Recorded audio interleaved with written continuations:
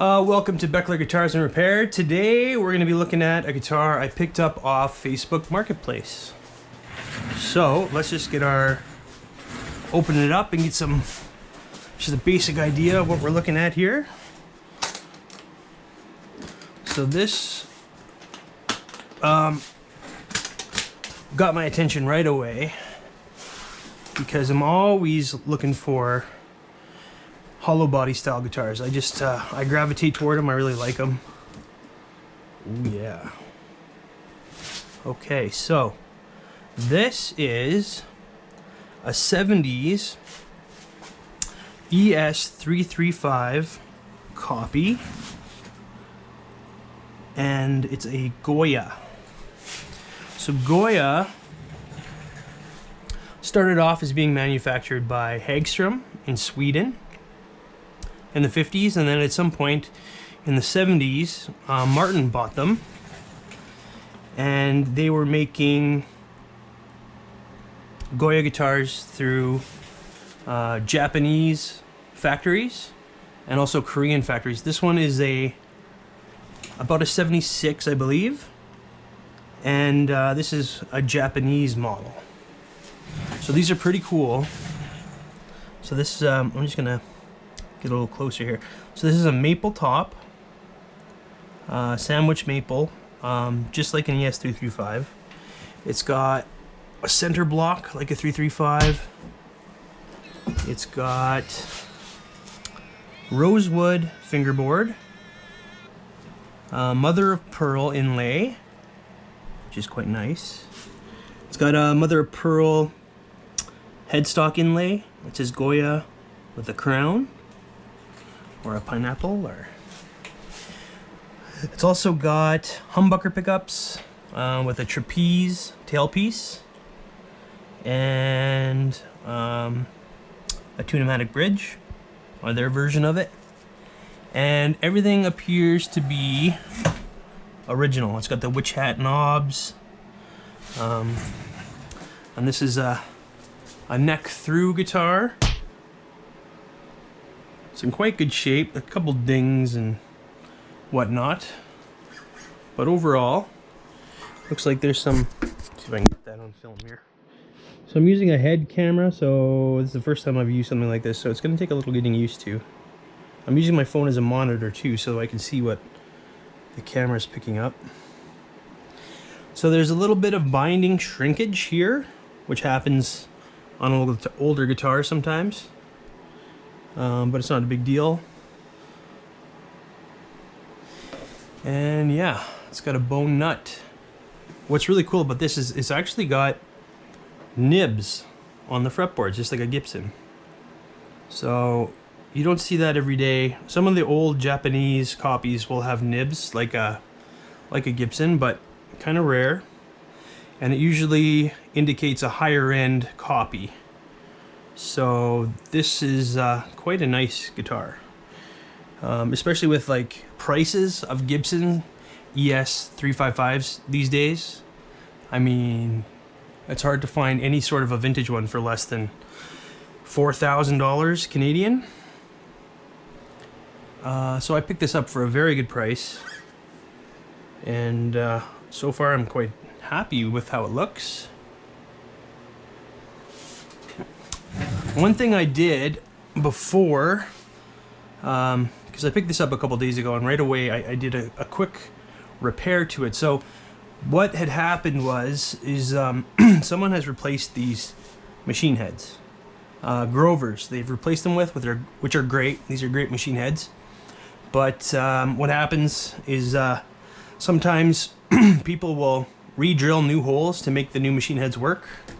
I've always preferred finding a set that uses the same sort of hole pattern, but that was not the case on this one. So there's a whole bunch of screw holes in the back of the neck from the old machine heads. So what I did is a quick repair on it before I did anything else. So I took kebab skewers and forced them into the holes, cut them off with snippers, and then I dipped in wood glue first before I did this, and then I pushed the remaining of the wood down with with a hammer just to make sure it's nice and smooth and in there.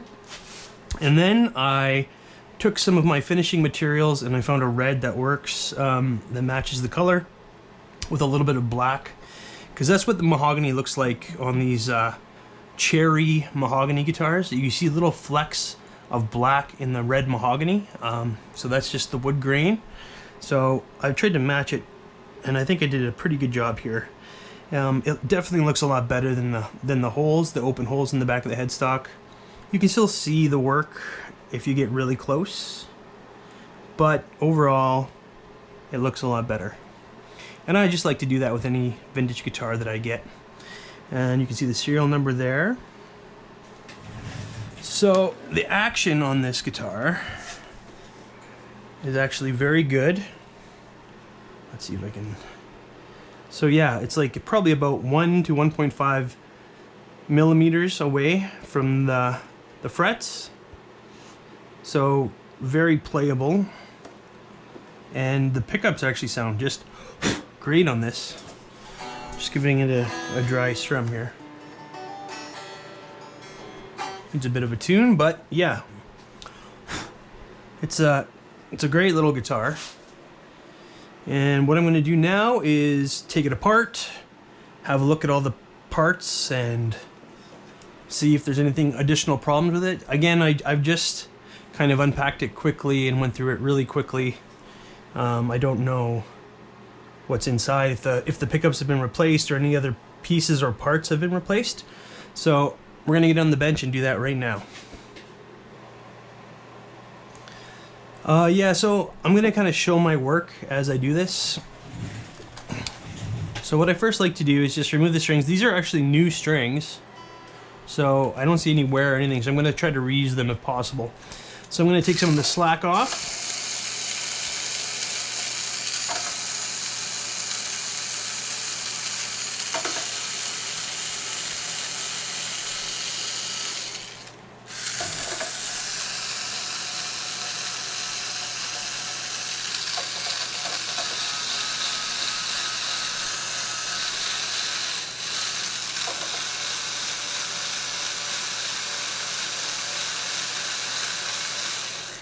So this is kind of a neat tool. It's just a rechargeable electric screwdriver, and I've just got a bit that is the same as like a string winder, so it makes for quick and easy restrings, because I end up doing a lot of them. And I've got to get a little bit more tension off.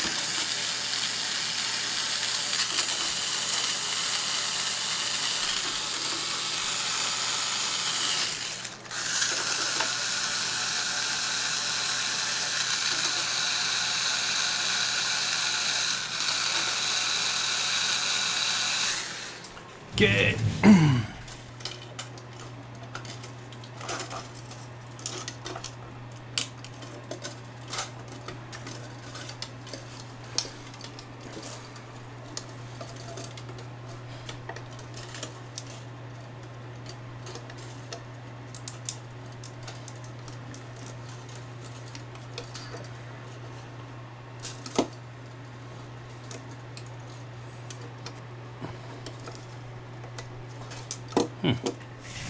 Okay, hold on. Let me just...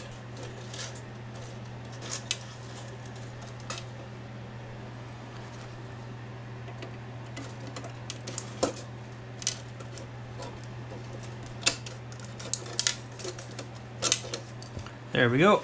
And then I like to just tie these off, so I can use them again and without them getting too messed up. So just like that. Kind of like how you see them come in string packs. Alright, so let's have a quick look here. It looks like the tailpiece is in good shape. Needs a little cleaning up there, but not so bad. I'm going to take the pickups out and have a look.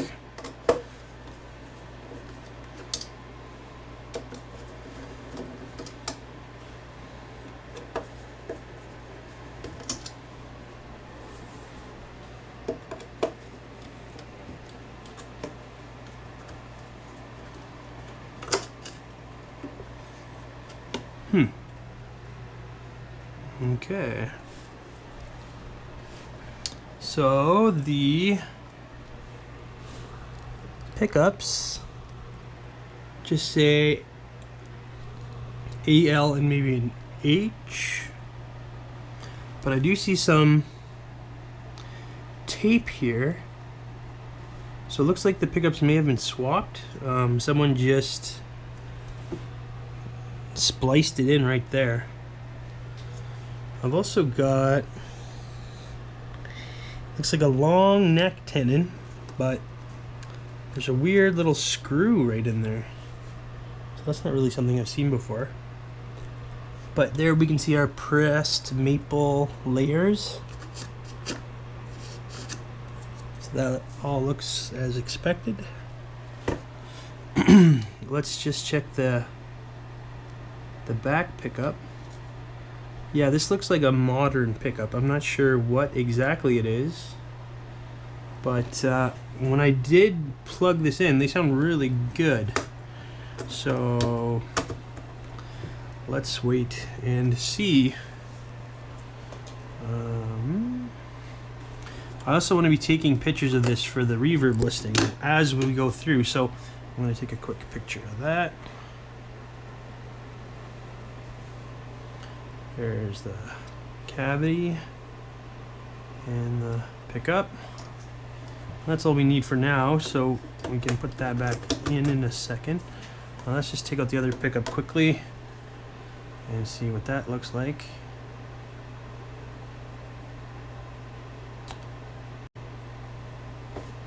Okay.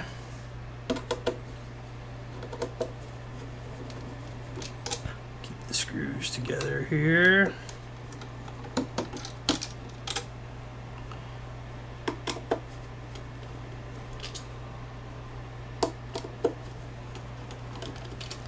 All right, this is the back pickup. Same deal. So it looks like it's been spliced in, so someone didn't have to go through the process of taking up the pots and everything else. So it has the original wiring, but it looks like the pickups have been swapped with something. And Alnico 5, that must be a V. Alnico 5s? Maybe? Something like that. I'm not familiar with this. Okay, but anyway, I'm going to take a couple pictures of this cavity now. So, yep, and the back pickup.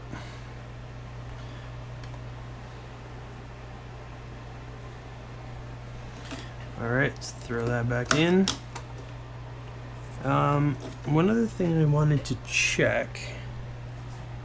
So yeah, there's a big block of mahogany there that runs through the body. And I was thinking about getting a little mirror camera in there to see the inside, but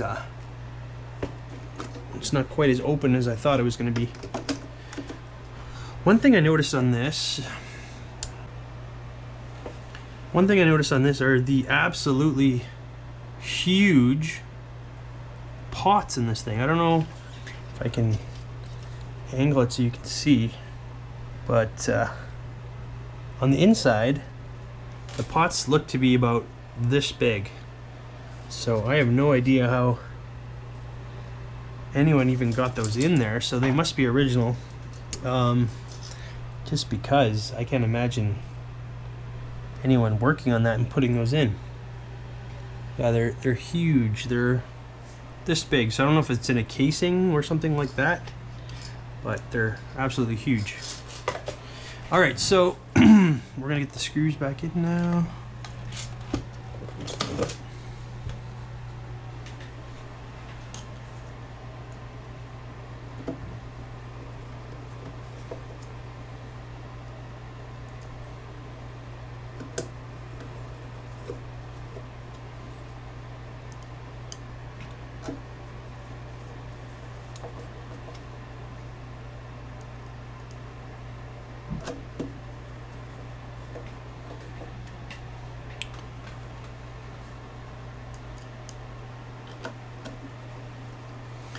Now, as far as the pickups go,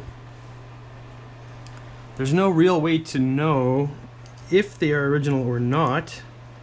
Someone could have just placed them in after the fact, or maybe was going to replace them and then ended up keeping them, or they were replaced at one time and then put back to original for selling it again. So it's hard to tell. These models are really rare, so it was hard finding any information about it on the internet. But the models that I did see did have these rounded, very similar looking pickups, the ones that were original. So I suspect they may be original, but there's not enough information on this model to really know for sure. In any case, it makes it easy to swap the pickups on here because they're spliced right there. So if you ever wanted to put another pickup set, you could just drop it in, splice right there. You could even keep the leads the same length and just tuck them in somewhere. So yeah, so hard to say. In the listing, we're going to put it as, we'll show the pictures and just explain how we found it. Okay, let's take an opportunity to look over the fretboard. So the fretboard is a little grungy. I'm going to clean that up a bit for sure.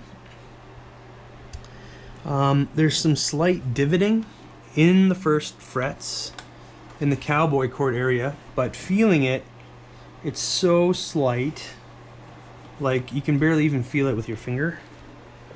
They're just kind of cosmetically there, and that's something we can absolutely fix. But on these vintage guitars, I don't like to do more work than I have to, just because I like to retain everything pretty close to how I got it, especially if it's not an issue.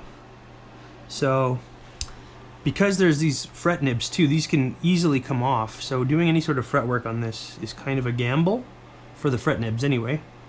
Definitely doable, but when I was playing it, I didn't even notice a playability issue, so I think we're just going to leave those for now. I have fixed them in the past on guitars, and it's basically you just take a file it out, and then you do a recrown and a polish.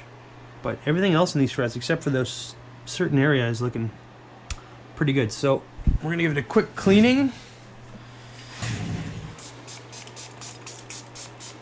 And an oiling. So I like to use Dunlop 65 for my cleaner. And everybody, there's a million cleaners out there, so there's no wrong answer. But I just find this stuff works really well.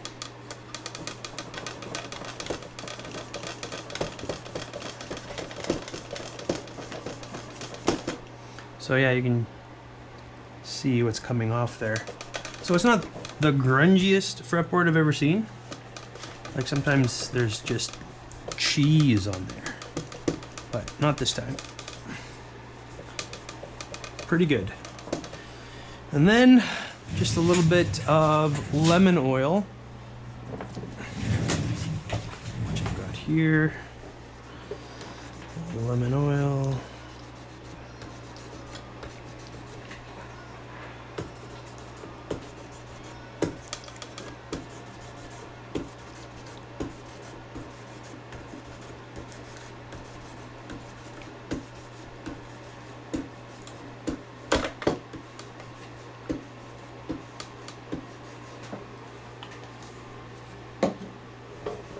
And I just use my finger to kind of rub it in a little bit.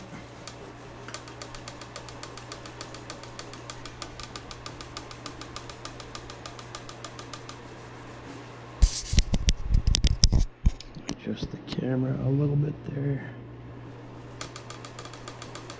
Just rub it into the pores of the wood. And I think it's probably okay for your skin. Lemon oil. And just clean it up with a microfiber cloth. And I would say that's good. So now we have a nice, clean, hydrated fretboard. And the rose looks nice on there. And the mother of pearl inlay is very nice too. It kind of catches the light and changes color. So it's nice. Alright, we're going to check the truss rod cover quickly. Just to check the truss rod, make sure everything's good with that.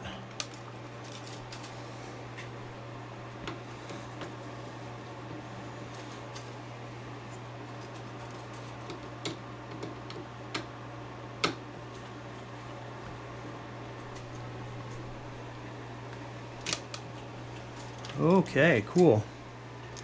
It even has a Gibson style truss rod, which again you don't see very often. So this one has the fret nibs and a Gibson style rod. Let's see if I can get a good. Yeah. So it's still got the paint on there, so it means that it probably has never been adjusted. So in what, like 70 years, or since 1976, that's pretty good. And yeah, it still turns nice and easily, and there's no threads showing, so that means there's tons of room for adjustment as well. So that's great. Gonna go ahead and just ignore that's my phone notification sound. And yeah, this is a new channel, and as I get better at everything, the quality is going to go up and the editing is going to get better, and we're just kind of finding our way right now. But it should be good. Alright, so everything looks good in this guitar. I'm gonna clean it up and restring it, and then we're gonna just have a quick look at the tune-o-matic bridge here actually. Okay, so it looks like someone has replaced a couple of these screws with kind of a mismatch of screws, but they all seem to be the same size and they work. It's just to keep these saddles where they need to go. So, and then the bottom of the bridge says LS Bridge, made in Japan. So that kind of tells us that another clue that this is a Japanese made Goya. I've also never heard of a Korean made Goya having binding with nibs as well as a Gibson style truss. So I've played a couple Grecos that are ES335 style, and I would say this guitar is on par or maybe even better than the Grecos I've played, but I haven't played too many. Maybe like 3 or 4 ES335 style Grecos. So just using my Dunlop 65 for the finish as well. I wouldn't use this if it was highly checked. It seems like, judging by the stickiness, and it is checking in a couple spots, so I would say this is a nitro finish as well, which is cool. And then I'm going to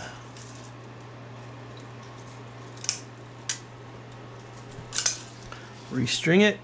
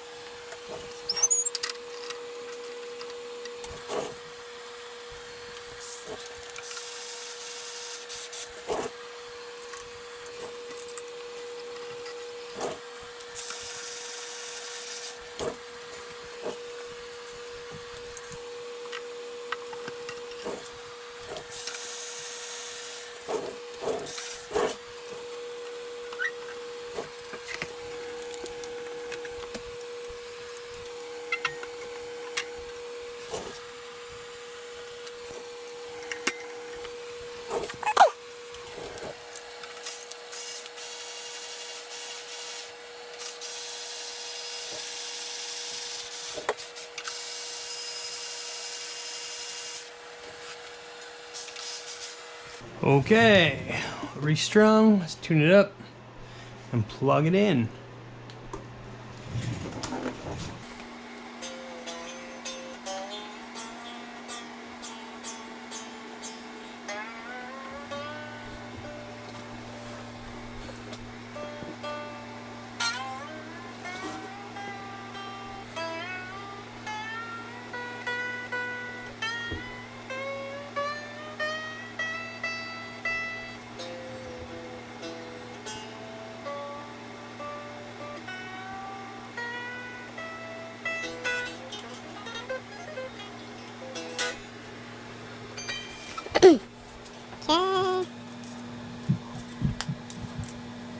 Okay, so I'm just going to check the frets quick.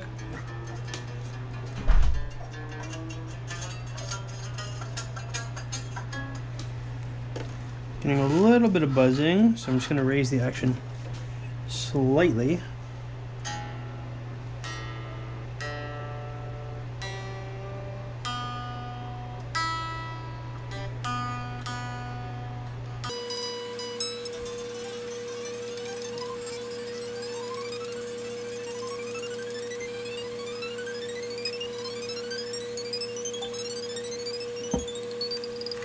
So frets are all good. Maybe a tiny bit of choking out at the very high frets in the E string. I could raise the action a little bit, but it's playable. It's not that bad. Okay, so now, actually let's just take some quick measurements of this and see what's going on. So this is my pickup tester. It's just a multimeter. So we can see what the pickups are reading. So the back pickup is reading 12.5, which is pretty hot. And the front pickup 12.38. So the front, or the neck, is just a little less hot than the bridge. And in the middle, we're getting a 6.25. So let's just take a couple of pictures for the reverb listing as well.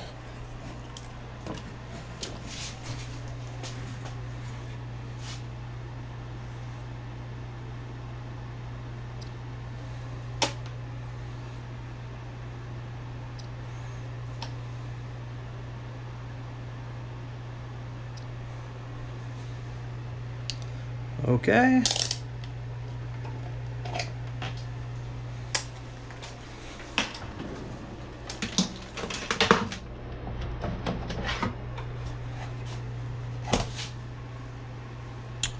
Then we're gonna get a weight, take the tuner off on the scale here.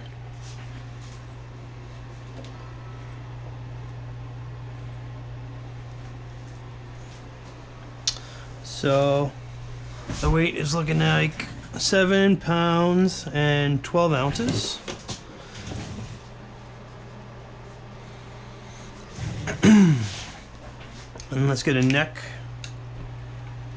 contour.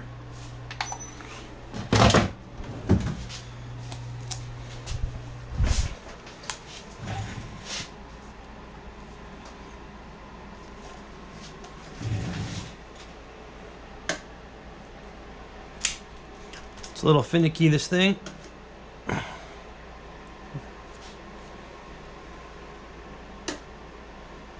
There we go. So, kind of a nice rounded C.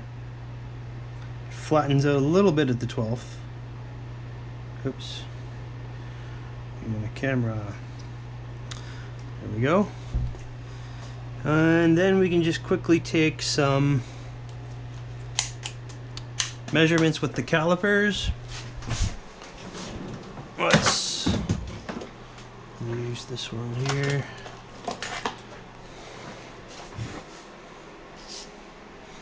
So this is, I didn't mention it before, but it has quite a thin neck. It's quite narrow. Should we zoom it out here? Okay. So, wow, yeah, it's very narrow. It's 1.572 at the first. And then at the 12th, we're looking at 1.938.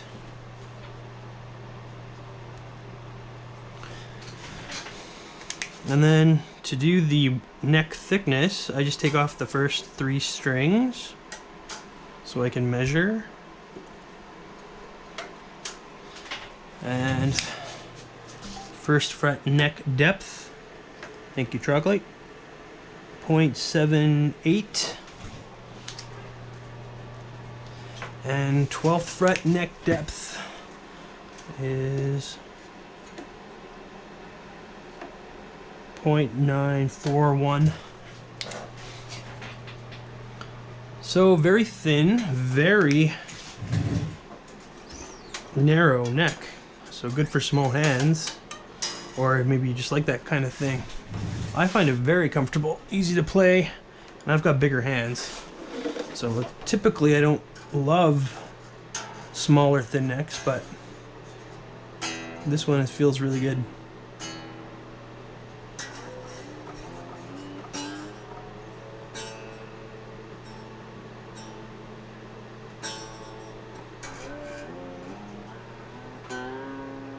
All right, enough messing around, let's plug it in.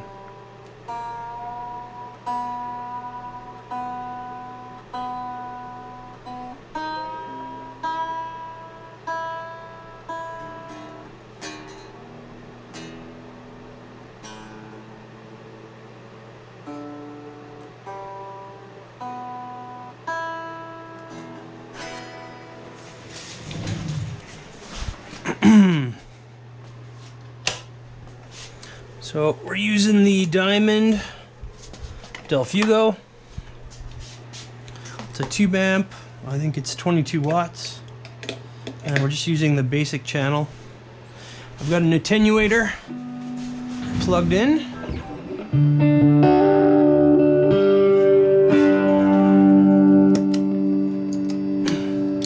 Let's give it one last tune with the Polytune.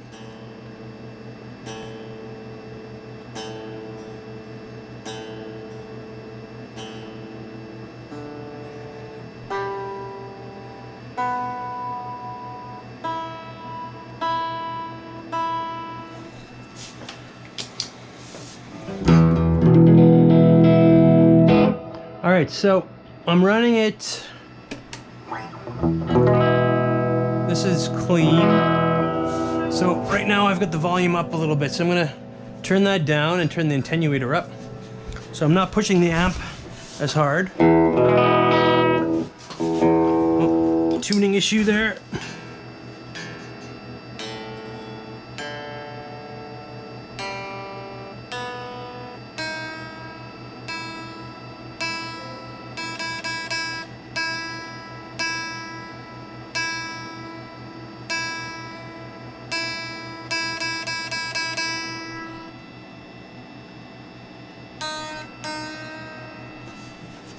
What's going on there?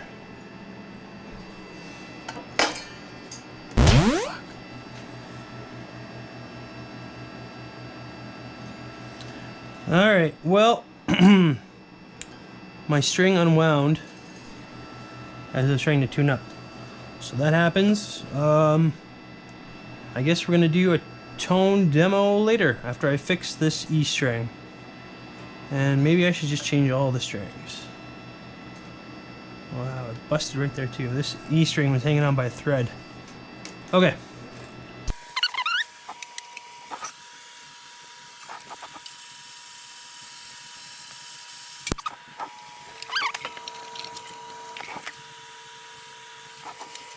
Funky butt loving.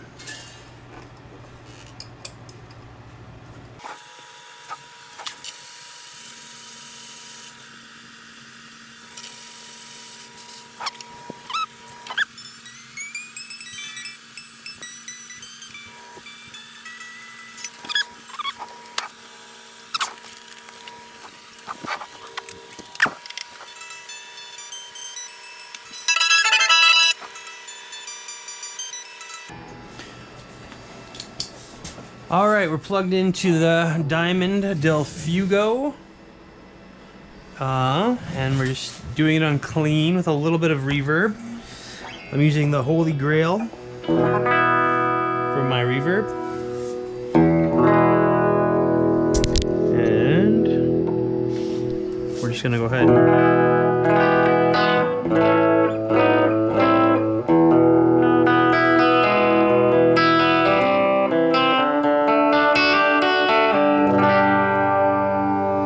This is the bridge pickup.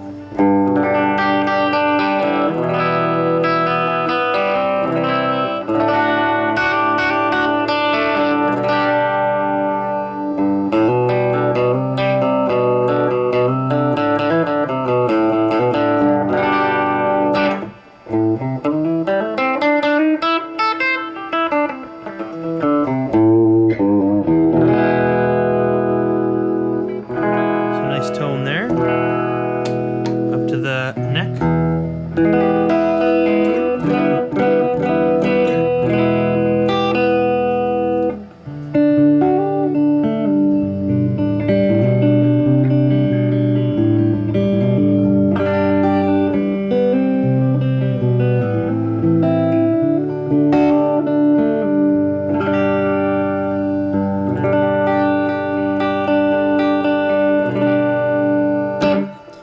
Alright, so it sounds quite nice, clean. Here's middle position.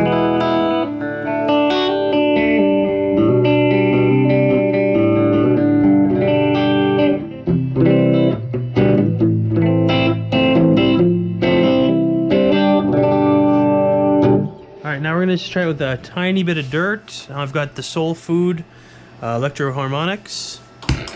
So we'll start it out in the bridge.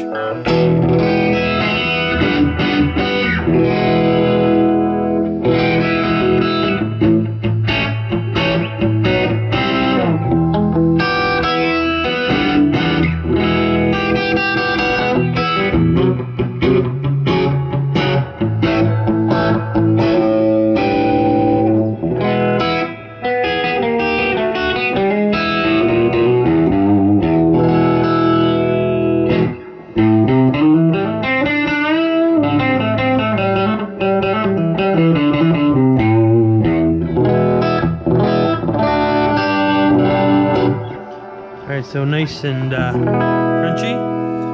This is the neck position.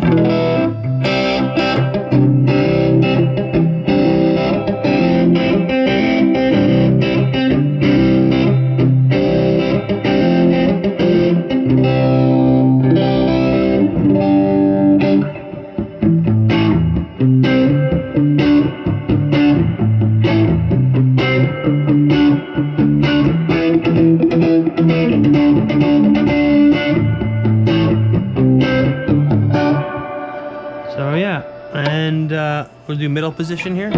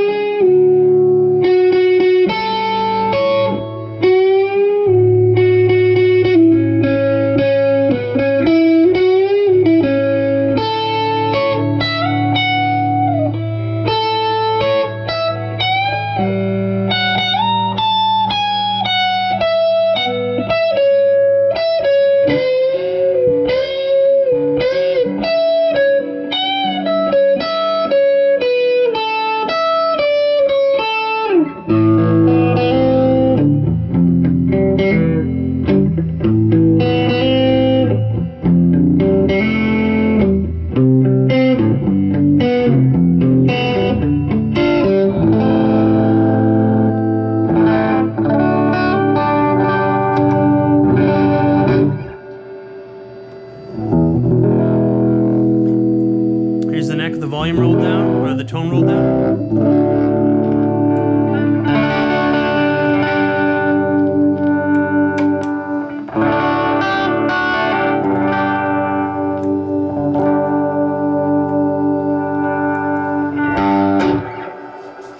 Alright, let's try a little bit of clean again.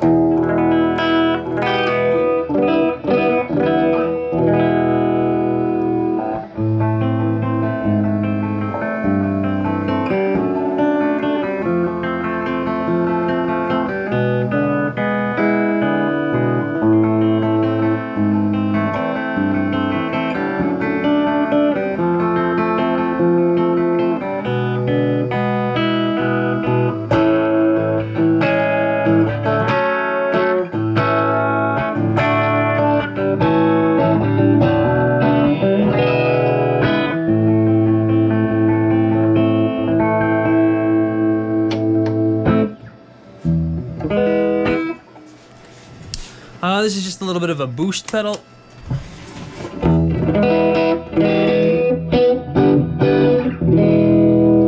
Just a tiny bit of gain.